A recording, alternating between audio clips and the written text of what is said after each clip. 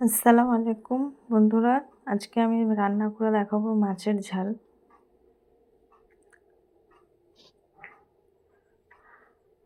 খুব তাড়াতাড়ি রান্নাটা হয়ে যায়, চলুন দেখিয়ে দিই।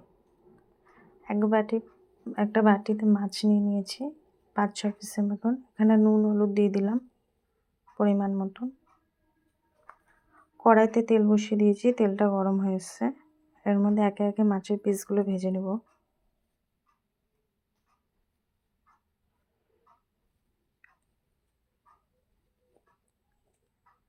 দেখুন একে একে দিয়ে দিচ্ছি মাছগুলো। দেখুন ভাজা হয়ে এসছে। মাছগুলো কিন্তু বেশি ভাজা যাবে না, হালকায় ভাজতে হবে। মাছের ঝালের জন্য মাছটা হালকা ভাজলে বেশি স্বাদ হয়।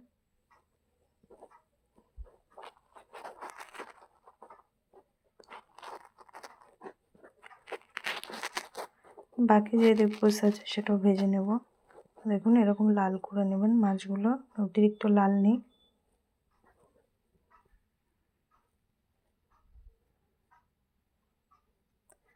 পিস আছে, এটাও ভেজে নিচ্ছি।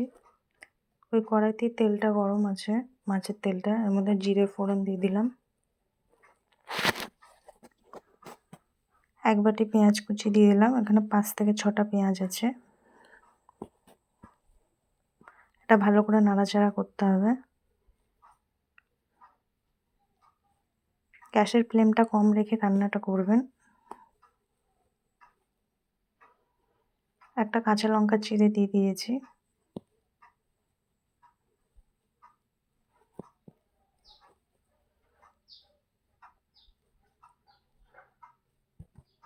আমার পেঁয়াজটা দেখুন লাল হয়ে এসছে অনেকটাই।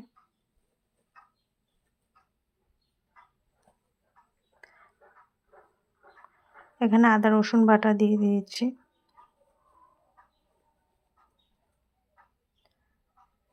দিয়ে আদা রসুন বাটাটাকে ভালো করে নাড়াচাড়া করে নিতে হবে, একটু ভেজে নিতে হবে।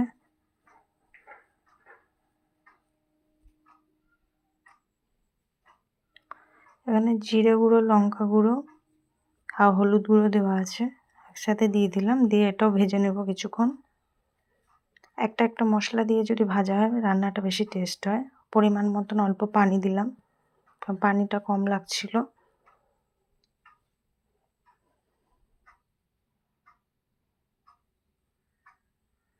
দিয়ে দিলাম টমেটো কুচি।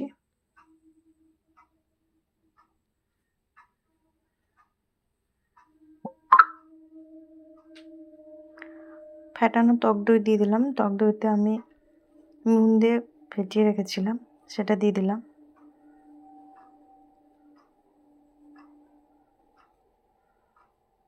দিয়ে দিলাম পরিমাণ মতো একটুখানি পানি, যাতে মশলাটা পুড়ে না যায় আমার। নুন দিয়ে দিলাম। এবার জল দিয়ে দিয়েছি এর মধ্যে, একটু কম লাগলো তার একটু দিলাম। এটা ফুটবে, ঢাকা দিয়ে দিলাম। দেখুন আমার ঝোলটা ফুটে উঠেছে। এর মধ্যে একে একে মাছের পিসগুলো দিয়ে দেবো। মাছের পিসগুলো দিয়ে কিন্তু নাড়ানো যাবে না বেশি, নয়তো ভেঙে যাওয়ার চান্স থাকবে মাছগুলো। এরকম হালকা করে ডুবিয়ে দিতে হবে ঝোলে। এটা একটুখানি ফুটবে।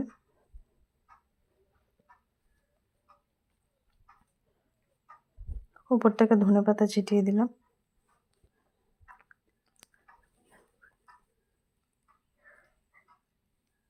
দেখুন আমার মাছের ঝোলটা কমপ্লিট।